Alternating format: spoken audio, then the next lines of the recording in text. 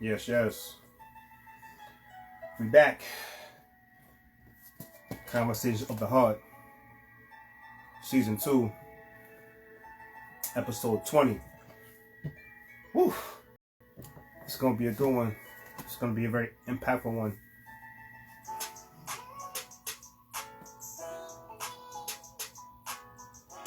It's going to be a real good one. So we got a very special guest, Siah B. Hagin. She's coming on. Oh, there she is right now. She's on time, too. I love it.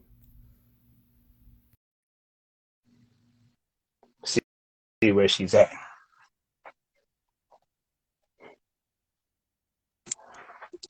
Siah. Hey, Terrence, how are you? Good Good. How are evening, you? everyone. How are you? I'm doing well. I'm doing well, and yourself? Very good. Very good. First, I just want to say thank you for doing this. I appreciate it. I'm having a Um, little bit of hard time hearing you. Give me 1 second. okay. Okay, go Ron, ahead. what's up, Ron? Yeah. First, I just want to say thank you for doing this. I really appreciate you. Um, Number two, I love the glasses. Thank you. Very, very, very, very fashionable. Very fashionable. I was like, wow, I like that. I definitely like that. So for my followers who don't know you, you are Siah B. Hagen, right? Right? I just Yep, want to make sure I Saya. pronounce Saya everything B. right. Hagen. Siah, excuse me. Siah Yep. B. Hagen. Okay. Um, and you are a childhood abuse survivor. We'll get that out the way first. You are an author, an amazing author. You are a mental health counselor, a wellness advocate. You have a lot of titles. Okay.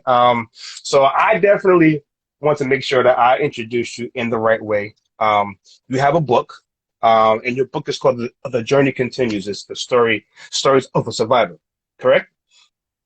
Okay, Okay. And so where can can you hear me okay? absolutely. Okay, so you are like really, really faint, so I'm gonna try something. Hold on 1 second. Okay.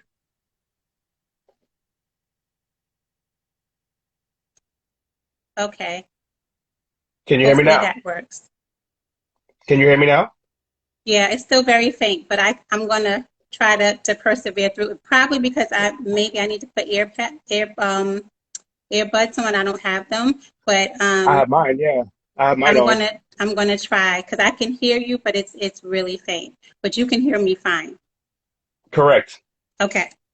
All right. All So we'll right. see how it goes. All right, Saya. So I introduced you, but I want you to introduce yourself to the people and just let them know just who you are, what you're about, and then we'll go forward. Okay, so good evening, everyone. My name is Siah B. Hagen. Like Terrence said, I am a survivor. I'm an author and a mental health counselor as well as a wellness advocate. So I am a survivor of childhood sexual abuse. I was actually abused on 2 occasions when I was younger, one at the age of 12 and one at the age of 14. And both of them were people that I was really close to. One was a family member. I am a mental health counselor and I'm a wellness advocate. Basically, I'm really passionate about working with survivors who have endured any form of trauma, whether it's childhood sexual abuse, whether it's domestic violence. So that is the work that I do, and I'm passionate about it. And I believe that God has placed it on my heart to do this work. So here I am. That well, wow. Well, that's a lot to take in. But before we get into the story, what I want to know is, first tell the people where they can find you. I'm going to do this in the beginning, and then we're going to do it later too, because I want people to know where they can find you, where they can buy your book, your website, and everything. Go ahead. Okay, so you said about my website and everything. Is that what you said? Yeah, I want people to know where they can find you, like your social Okay, media where handles people and can things like find that. me. Yeah, Okay. yeah, correct. So I am on Instagram as well as Facebook, so you can find me at my name, Siah B. Hagin. I also have a website, siahbhagen.com. I think you asked me about my book. So the book, Absolutely, The yes. Journey Continues, is actually on Amazon, and it's also available in Barnes and Nobles. .com.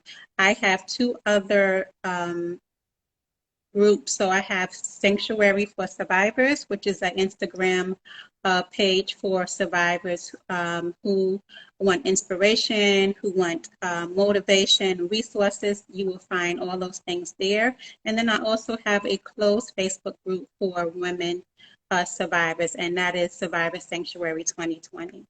So Wow. that's where people can find me. Perfect. So, so you said that, and you mentioned it that you were abused at a young age. Like, how old were you? Okay, so um, I was actually abused at the age of 12 and 14 years old. Um, Mm. at the age of 12, it was not so much a family member, but a really close family member. And also at the age of 14 by a family member. It was a cousin. And me having to deal with that because I was so young, right? It was really hard for me to kind of process that. One of the things that my second abuser, he would try to convince me that what he was doing was to me, I should say, that was it was nothing to be upset about. So I would be, of course, really upset. And this went on for a little while. And then I would, cry, and then I would try to comfort myself. And he would basically say to me, like, why are you so upset? You shouldn't be mad. Basically, he tried to convince me that what was going on was nothing wrong. And when I share that part of my story, it was like I always have to say that it was nothing but God and my parents' foundation, because I was raised in a church, right? And I knew not I didn't know God the way I know him now, but I knew enough about God to know that what was going on was not right. And so that was really difficult to overcome. But that's really how the abuse started. Like I said, my first abuse happened when I was 12 years old, and it was a family friend. Some people called us cousins because our families were so close, but it was Right. a family friend, and unfortunately, a lot of people who are abused by people who know them, right? Very close Wow. to them, have a family like a close-knit family relationship with them. And it happens time and time again. And so that was really how old I was. And the process to kind of start my healing journey was really difficult, because I had to kind of like unpack all the things that had happened to me, and we know Mm. that can be a process. Wow. Wow. Wow. That is a lot, to be honest. Wow. So now some people, like when stuff like this happens to them, they have people like yourself who go into, mental health counseling and, providing services for people, who have been abused, right? And then you have other people who say, you know what, that's not for me, and they go completely opposite away from it. So for you, what brought you to a place that you said, I want to give back and I want to provide services to people who were abused like me? Okay, so I think we're going to have to pause, Terrence, because I'm going to have to get some earphones because I'm still having a hard Okay. time hearing you. So I'm going Okay. to go off and connect Okay. my earphones, and I'm going to come back on if that's okay with you. That's All right. fine. That's what you gotta do.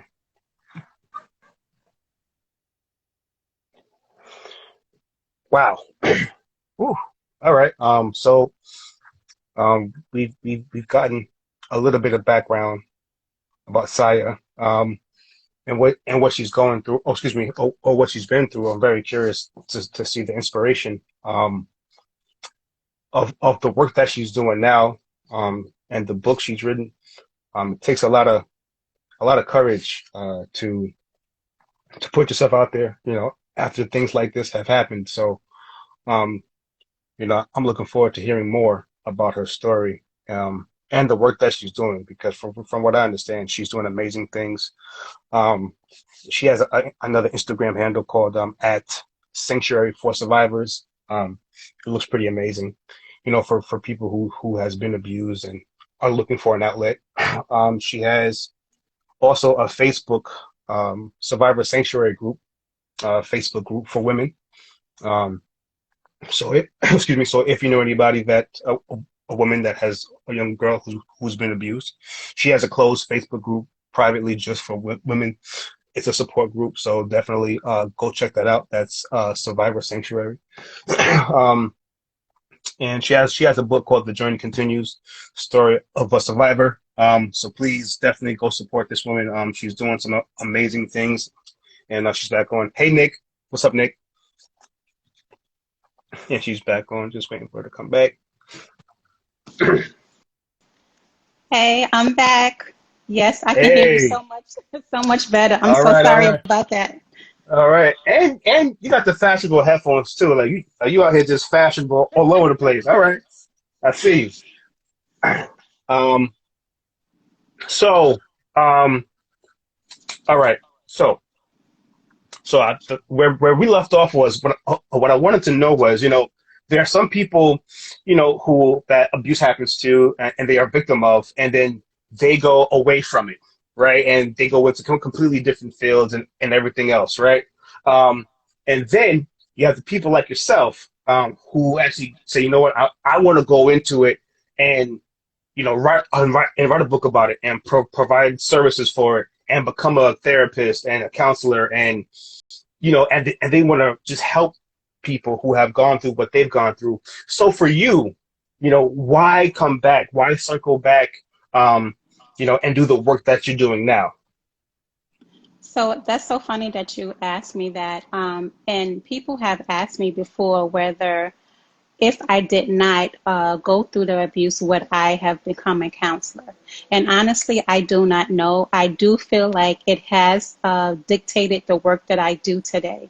Mm. So I am a school counselor with the New York City Department of Education, and I love working with Mm. kids. So I would probably say it did have a hand in um, me becoming a counselor, but I've always been fascinated with psychology, mental Okay. health, and counseling. Mm. It probably did play a hand in it. And now, as far as me writing a book, for those people who know me, they know that I'm kind of like, I'm quiet, I'm reserved, I'm to myself. So, of course, when the journey continues was birthed, right? I knew that that would no longer be. I was kind of the person that kind of stayed on the sidelines. I was the girl that stayed in the back of the room, and I Mm-hmm. didn't really talk to anybody. I was kind of like to myself. So when God told me that He was going to have me publish my book, let me actually backtrack a little bit. So, as far as my healing journey, I started writing. So, I started writing my Mm. thoughts down, and my thoughts turned into poetry, right? Wow. Um, and even a couple of months before the journey continues was birthed, I was still doing poetry because I'm a person that processes all the time. And a lot of times when I process, I journal and I write things. And I get revelation in different places. I get inspiration and revelation when I'm driving, all of that. So when it was clear to me that he wanted me to publish this book, I was like, okay, God, do you want me to you really want me to do this? And I knew when I got confirmation, like this is what I was supposed to do, I knew that quiet, to myself, girl was going to be gone. And I also knew that my story was going to be, you know, told for everybody to see. And so that was a big adjustment. That was something that I had to really get used to, and still getting used to.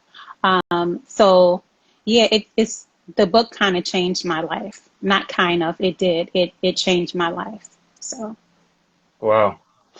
So being as young as you were when these things are happening, you know, kids that age, you know, they're getting ready to go into high school. They're thinking about, you know, playing outside with their friends. You know, it's just different things that, you know, kids are thinking about at that age.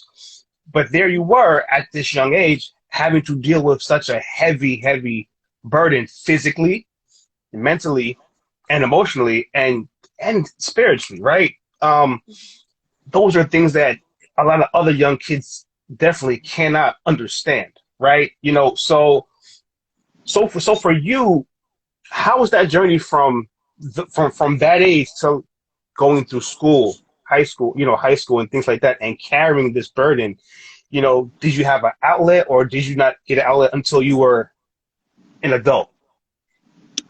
so I would probably say, um, I I don't recall really having an outlet. So if you talk to any survivor, Mm-hmm. particularly of childhood sexual abuse, they will tell you that there is things that they do not remember, that their mind Wow. has blocked out, right? Um, Wow. and you know, my belief is that those things will come to you when you're mentally and physically ready to learn about it again or to know about it. So survivors, they do black out things. And it's kind of like a coping mechanism, as a way to protect yourself, because it's just, if you remember so many things at one time, you will kind of like, it'll just be overwhelming for you. So a lot of things I don't remember. I do remember going to school. I do remember my abuser telling me that I'm, that it's, basically it's going to be over and you better not tell anybody. Don't dare tell anybody. But all I knew is that I was 14 and I was afraid of getting pregnant, right? And so again, I was raised in a Christian home, right? My parents, raised me with certain values and beliefs, and I knew Mm-hmm. that I could not get pregnant at 14 years old. I knew I couldn't be pregnant without being married. How about that? Because I wasn't even nowhere near an adult, right? So let's just be real. Right. I couldn't get pregnant, right? Right. Right. So Right. but that was like my biggest fear. And I share some of these things in my book that should be, I pray, prayerfully will be out next year. I go into more details about my story. But I was afraid. I saw myself at 14 years old, and I saw myself as a teen mom. And that was what made me open up my mouth, and I wanted to verbally express that to my mom, but I couldn't even find the words, so I Mm. had to write it down. So I had to tell her through writing, which I guess kind of created my story of healing. It started from right then and there when I said I was going to tell, but that fear was enough for me to say I need to say something. So I don't recall like how I did in high school. I think I was Mm-hmm. like I did pretty well. I dreaded coming home because at the time my abuser was living with us. I don't know if I shared that before. No. My last, at the age of 14, he was living with us. Like I said, he was a family member, and I dreaded coming home and that he was home. So I do remember kind of like just going to school, and because that's what I knew, that was my job, right? So when you're a Mm-hmm. certain age, your job is to go to school and get an education. And my parents were very big about that. But I remember dreading coming home because I was afraid that he would be home. So I don't know if per se if I had an outlet. If I did, I don't remember it. But I just Right. knew that I dreaded coming home, and I was like, what am I going to do? What am I going to do? Yeah. Wow. And you still made it through high school. You still persevered to college. You got your bachelor's and master's, if I'm not mistaken. You Yes. got two more, and you got two more certificates too. If I'm not mistaken, please correct me. If I'm wrong. I did my little research. So for one, I just want to pause here and just say, for one, for whatever it's worth, I'm very proud of you. Um, Thank you so much. I'm Thank just you. hearing the story. I salute you and everything that you're doing, the work that you're doing, working with the youth. Um, and yes, of course, being a survivor, we always applaud the survivors and stuff like that. With sometimes it's like, all right, but for you to be the woman that you are today and how strong you are, to even just get your goals accomplished from that age all the way through now. And I just want to say I'm super proud of you for Thank everything you. that you've been through and everything that you are continuously doing today. It's amazing. Thank you. Um, Thank you so much. so the one thing about it's like you said, you may not have had like a safe space to really kind of express, right? Like the things that you were going through, and you wrote it down finally, right? Hmm. Um, eh, Now, what did your mother like or your parents say? Because in certain situations, they don't believe that Hmm. somebody like that can. Oh, no, like that couldn't happen. Like he's not like that. Why are you lying? And it's, Hmm. and then and then you have some parents that are like, oh, they believe you. So like how did that pan out? Like for you? Yeah, that is, I'm so glad you brought that up. That's so important.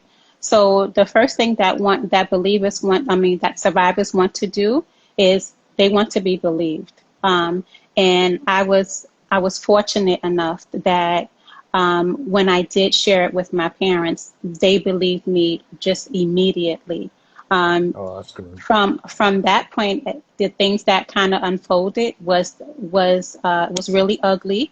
It was a physical conflict between my cousin and my dad because he had to leave the house. Um, but I was fortunate that my parents believed me right away. Now, my parents are from the South, right? So they were born and raised Yeah, in the me South. too. Yep. So Yeah, I was born here. Myself and my brother, I have yeah. a older brother. We were born here, but Hmm. they are from the South, right? And so we're talking about this is like taboo, right? So learning that your child has been, sexually abused, they probably did not know how to navigate that or how to figure out how to provide support for me at the time. So it wasn't until I was older in my early adult years that I had a good friend who would say to me, um, did you ever think that maybe you may need to go to therapy? Because I Mm-hmm. had a big and the reason why I didn't feel the need to go to therapy at the time because I had at that point I was able to share my story, to talk about it to people that I trust, right? And so I was like, okay, so I'm good, right? And Mm-hmm. but thinking back, I had a big mistrust from men, and I did not know where it came from. Um, and one day, one of my friends that was close to me, and she said, "Well, did you ever think that may have something to do with your abuse?" And I was like, I never really thought about that. And it was Mm-hmm. just like a light bulb moment. Mm. So those who know people who have been abused, whether it's sexual abuse or domestic violence, know that trust is a big deal. Trust is an issue, and that's something that we constantly have to work on trust issues. So it wasn't until I was a young adult that I actually sought therapy for it. So, Mm, mm. yeah. So I often feel, I often talk about safe spaces, you know, in a different context of, just especially with men, just having a safe space for us to express our raw emotions, like when we're hurt, when we're angry, and things like that. Creating those spaces for your friends, your family members, because we all know the suicide rates with men and things like that. So I always talk about safe spaces in that regard. But in this regard, especially for, childhood abuse survivors and victims and things like that. And how important do you think it is now, like knowing that you didn't have, I guess, that safe space at first, like what could we do, to maybe start creating those safe spaces for young childhood abuse victims and things like that? Like is that important? I think it is, but maybe might know a little bit more. But I feel like that's a very important too, to maybe help them along the healing process early. But what do you think about that? Yeah.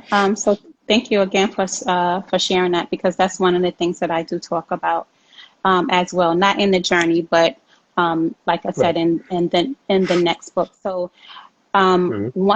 I think one of the first and foremost things when it comes to parents is that they have to have a relationship with their child. They have to Mm. they have to know their son or their daughter, right? Because boys get abused too, right? So you have to know your child. You have to build a rapport with your child early, not wait till they are a preteen or a teen. So that rapport is going to be the foundation of anything that may happen to that child. Um, that door is already open for them to come and share with them, Mm. and that includes. It doesn't just say, "Okay, I'm going to just ask them how their day was." So this is a Hmm. constant, like building a rapport with your child, getting to know him or her, asking them about their day, getting to know their friends, the people that they hang out with. And when they do that and they feel like they can come to you and talk to you about things, then unfortunately, if something like this happens, that they will be able to share that, or even so, you will see the signs that something is wrong. So with me, I was really quiet. Like I said, before, in regards to even the book being published, that I was kind of quiet and reserved and to myself. So I was quiet, and I had, of course, my parents worked, right? Um, and so, I didn't really per se show too many signs, but it's Hmm. important that you establish that rapport with your child. As far as being an educator, being in the field of education, and working as a school counselor, I have established a girls group, a girls curriculum, right? And Mm. that is my passion work, another part of my passion work, because as a young girl, I suffered with low self-esteem. I didn't really love myself. Um, and that is so important to empower our young people, not just empower our boys, empower our girls as well, Of right? course. We Hmm. need to pour into them. We need to take time to listen to them. So it's not just, oh, okay, if anything happens to you, tell me. Yep, because that's what my parents said. That's what a lot of parents say. But how Mm. comfortable are is your child going to you when something is wrong? Mm. How do you handle that as a parent? Do you scold them? Do you discipline them? Do you beat them? How do you handle that? Does your child feel like they have a voice to say what's Mm. going on with them? And so I think that starts with building a rapport. Even as a school counselor, I have to build a rapport with the students that I service in my building. And so something as simple as, hey, good morning, how are you? How was your weekend? How you doing today? Did you have breakfast? Was Hmm. everything okay? Like, so those are like those moments that you can just start building that foundation. So that is true in regards to having a rapport with with your child. Mm, And that's how you create that space. You know, it's mm, not just about, okay, this is a safe space. Because people can say that, right? But if the child doesn't feel like it's a safe space, or, you know, the person doesn't feel like it's a safe space, they're not going to share.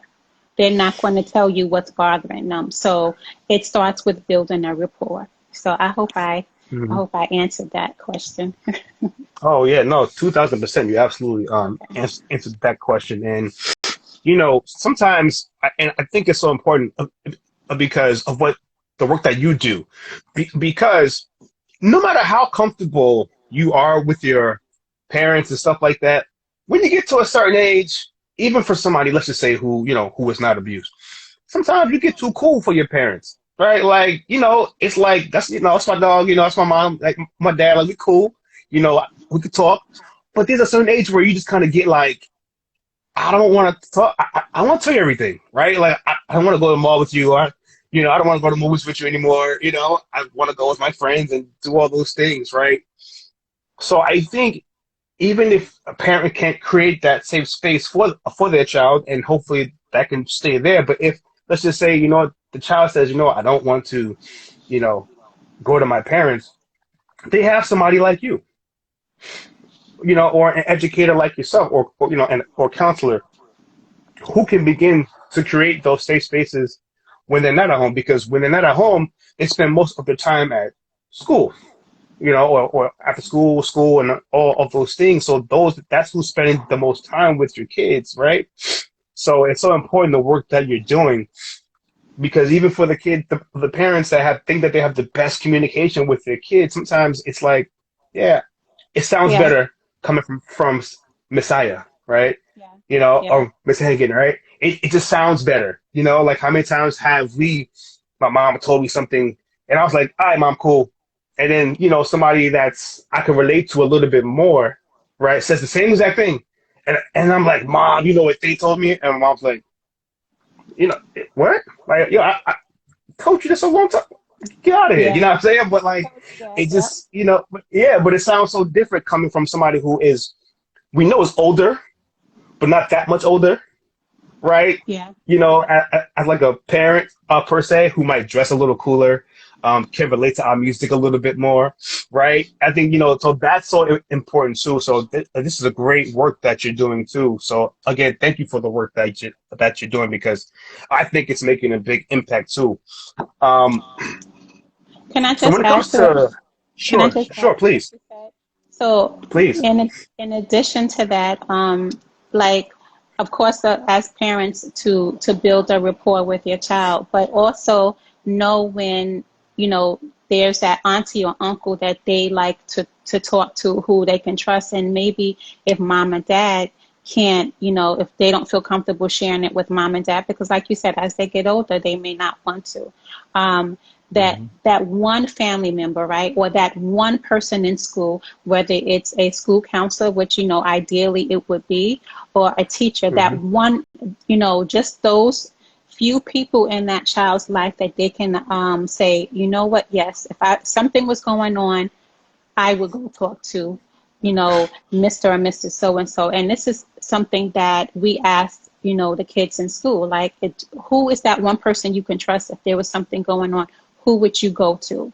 And as Mm, long as that child says, gives great you at question. least one person in the building, particularly if you have a child who it's like you're not getting through to them and they're not opening up to you, then it's like, hey, and this was one of the things that I do. So who do you like to talk to if you have a problem? And I may have to go get that person, and that Mm, person may have to be sitting next to me until that child says, okay, I'm comfortable enough now to talk to, Miss Hagan. But it doesn't always work out the way that we want to. So the child may of not course. always go to their parent.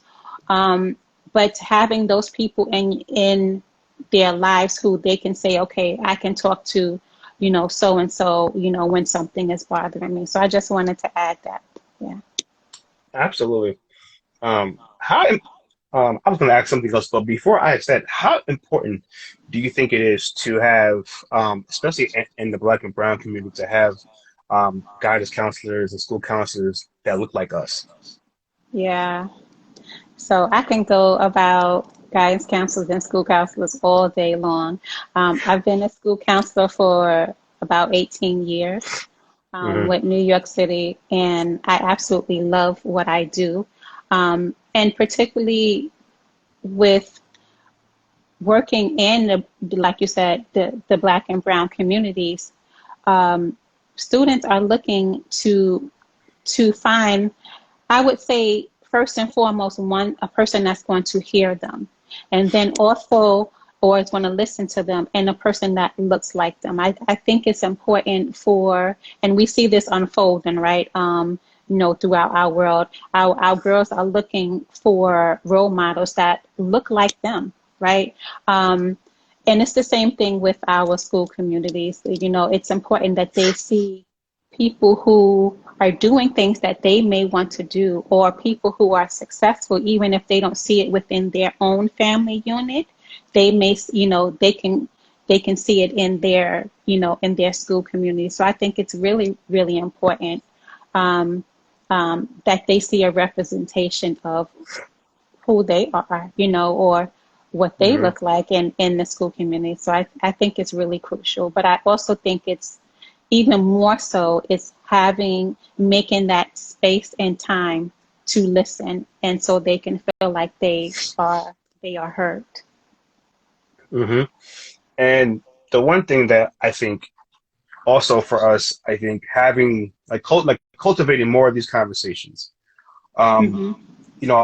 I know sometimes, well, you're from the South, or your parents from the South, so like it's always a thing with us where it's like what happens in this house stays in this house. You know what I mean? Oh, Like, and all of this stuff that happens, and then what ends up happening is what happens in this house stays in the house and it repeats in the house for generations to come. And it stays in your lineage, right, for years yeah. to come. And I think to be open enough and to be vulnerable enough, like you are doing, and Hmm. how you stepped into the arena and to be vulnerable to say, this did happen to me, and I want to be open about it and share my story to cultivate, healing for the Hmm. community and for the Hmm. youth. So Hmm. that's why I say, not just the fact that you survived, that's the childhood abuse, but also the fact that you stepped into the arena. So, that's the second part of it. It's stepping into the arena enough to be vulnerable to cultivate healing for others. Now that, to me, is something to be applauded. And again, I just want to give you your flowers and applaud you for that as well, because it takes a lot to do what you're doing. Yeah. Um, Thank you. because there's triggers, right? And it's like grief. Hmm. Like, Yep. and people think there's like a timetable on grief, and it's not. People can get triggered 5, 10, 15, 20 years. Things can trigger people, right?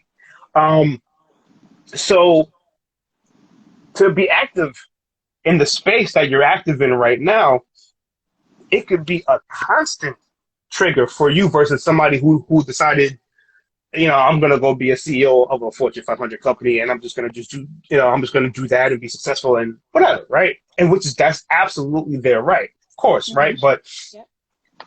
to do the work that you're doing can be very triggering for you. And Yeah. some might even say, you know, can it stunt your growth for healing a little bit, right? Like, like on our evolution of healing, still, you're always constantly healing, you're learning, you're growing. Is being in this space prohibiting you from completely healing, or is it facilitating your growth for healing, right? Um, I don't know, Yeah. right? I mean, you would know the answer to that question. But either way, I think it's courageous. But it's the triggers for me, right? That makes me think about the work that you're doing and saying, man, like, is she okay when she's doing this work? Right? So Yeah, go ahead.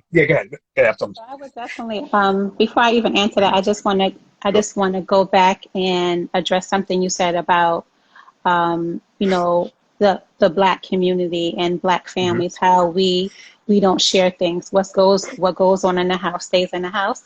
And I Mm. kind of feel like you've been in my book, and my soon, I feel like you kind of been combing through the pages, right? Because I definitely have a poem in there called Family Secrets, from the Oh, journey. And it talks about how, we don't talk about things um, in our families, right? So in our communities, our Black and brown communities, we don't talk about things because we are raised to be proud.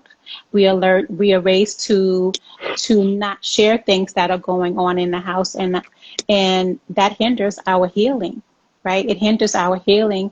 It causes us to carry things too long. And mm, and so and that's the same reason why Black and brown people don't seek therapy. It's the same reason. So I don't same even want to reason. go. I don't even want to go there because that's a whole different kind of conversation. But it's the Now I same reason love, why but yeah, it's the same reason why we don't seek therapy. And so we have to know, like, I'm not saying that everybody needs to know our business, but we have to nah, know when it is time to share things that are hurting us, that are stunting our growth, that's hindering our healing. We need to know when it's time to share that, because everything should not be kept a secret.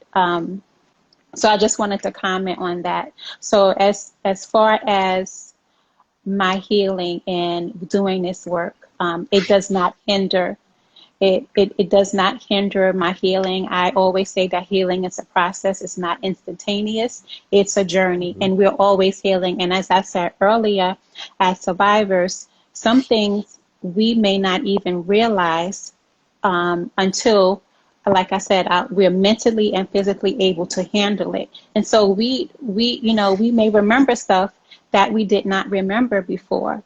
Um, mm, and so as that happens, we have to then address it. But I think for me, number one, I believe that I'm healed because I believe God healed me. And mm, and when the journey first was birthed, that's one of the things that I will continue to say. Um, yes, I did the work. I did go to therapy. I did journal, but God is a healer and He healed me. So mhm, that's number one. And if He mhm, called me to this work, that He's going to sustain me through this work. mm, So, and I do understand about triggers because triggers happen all the time. And as survivors, you're going to have triggers. So, but you have to know how to prepare for your triggers. And I don't know mhm, if that kind of makes sense because you may think like it's a trigger and you may not see it coming, but you know that you will have triggers. So how am I going to handle triggers when they come? Do you mm, have a community of support? Do you have an accountability partner or a partner you can call and say, hey, listen, I'm having a bad day, or I was just triggered? And mm, something as simple as going to the doctor's office, right? Or something as simple as a smell can bring you back to a place of your abuse. There's all kinds of triggers. But yeah, one of the things that I advocate for, particularly with the survivors that I support, is planning, having a plan. So when you are dealing with the trigger, okay, so this is what I'm going to do. So, yeah. mhm. Wow. And thank you for clarifying that too. And I'm glad to know that too. And preparing for your triggers too. I think that's something that's really great that you just said too. And having a plan for that. Um, Hmm. because a lot of us know that we have triggers, but we don't plan for them. It's kind of like, all right, we just know that we can be triggered, right? So, um, that's very, very good. So when it comes to mental health, right? Hmm. I know it's all a part of like the healing process. I know that it affects your mental. I mean, how can it not affect your mental Hmm. health, right? I Hmm. mean, most of us, even as far as the Black and Brown community, like we're actually born into the red when it comes to mental health, right? Just with family dysfunctions and just with the poverty lines and things like that. So we're already brought into the world in a certain way, right? So you go through all these things, and then you go through what you went through, Yep. um, and then you don't get to therapy until, like you said, as an adult, right? So Hmm. as of right now, right, if there was a woman, let's just say she was 21 years old and she's a survivor, and she comes to you and says, Ms. Hagen, look, um, I'm not really good with my mental health right now. Like, what would you tell me? Like, what advice would you give me to get my mental health in order? Yeah, so that's a great question. So I would definitely ask what does your support network look like? You know, do you Hmm. have people that you can talk to? Have you tapped into a therapist? And if those answers are no, then what I do is I try to give a referral to anybody who is in need of therapy and resources. There's resources on my website. There's a list of resources that anybody can go to, and it's it's there for them. And whenever I'm doing anything like this, or any kind of conversation, I always say if you are in need of resources, you can always reach out to me. And depending if I'm doing a topic, let's just say maybe suicide awareness month, and Hmm. I'm having a conversation about that, I'm giving the resource at the end, and I'm putting it so that people can see it. So I'm a big believer in resources. I need to have a pool of resources for the work that I do, even with the Department of Education, and I'm always sure to have resources for survivors. I also point them to different things that's going to help them in their healing journey, whether it's articles, whether it's instrumental music, whether it's workshops. I always believe in giving resources. So the first question I would ask is, particularly if it's in a a sexual abuse situation or a domestic violence situation, are they in a safe place?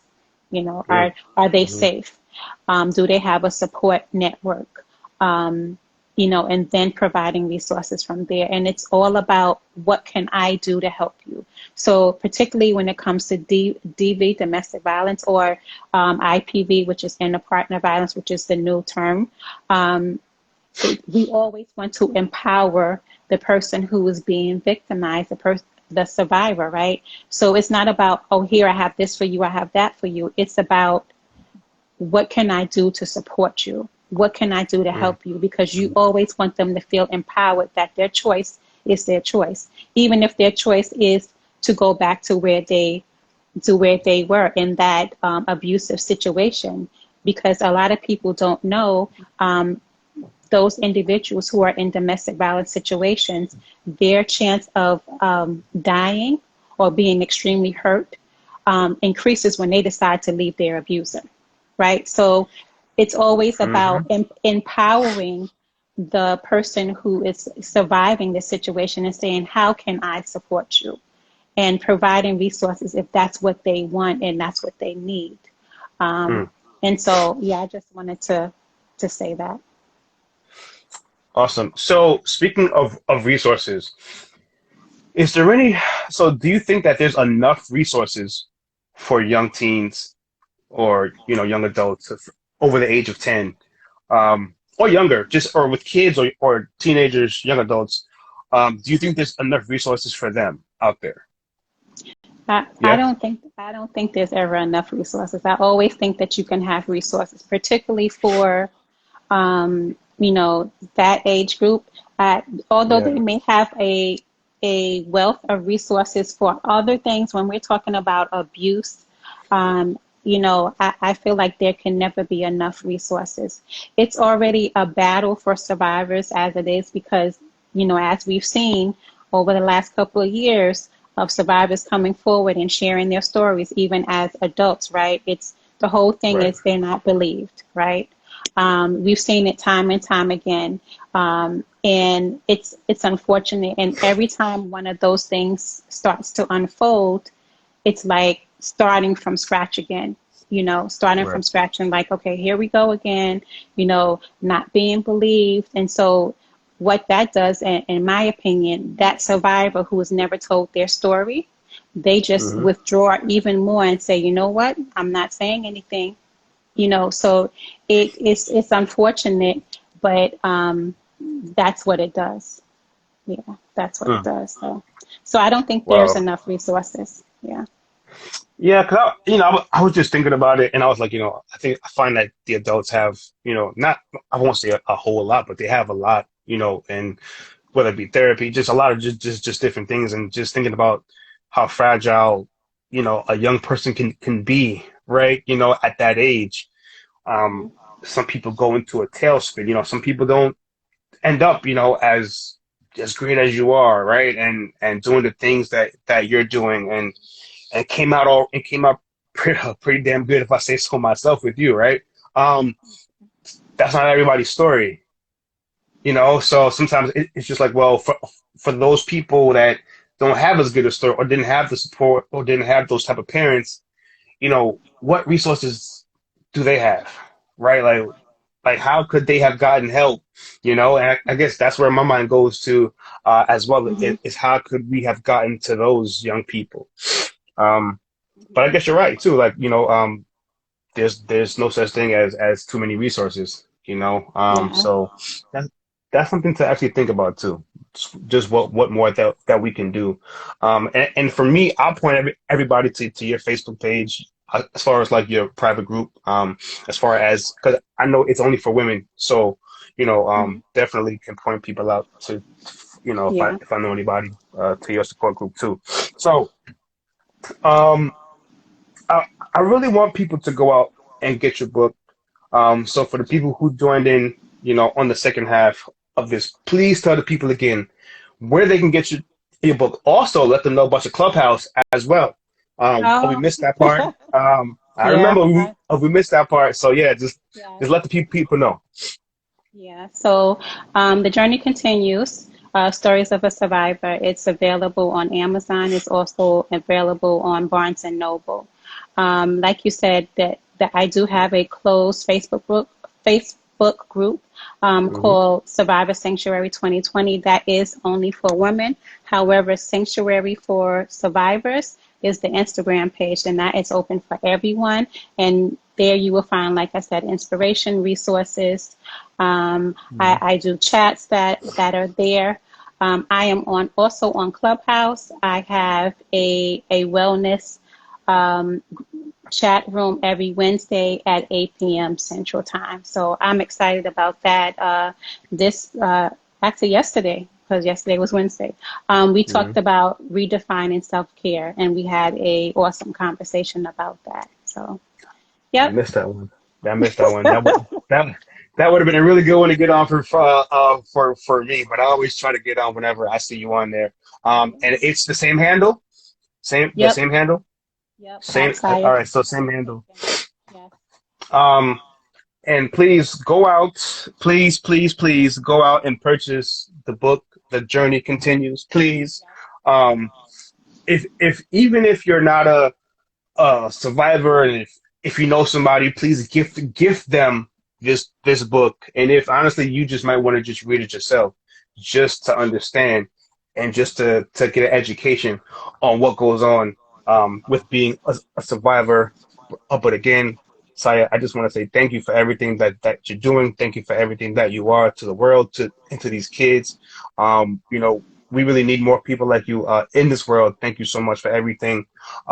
And I'm Thank you sure for that we're having going me. to do this. Oh, of course. I'm sure that we're going to do this again.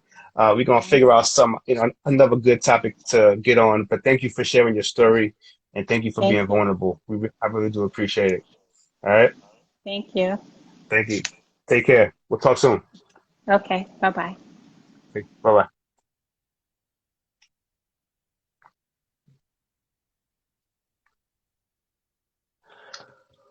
Whew.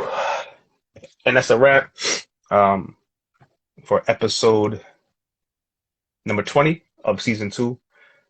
Be back again next week, having another incredible discussion. So, yo, listen, man. Salute y'all. It's your boy T-Tail. Peace.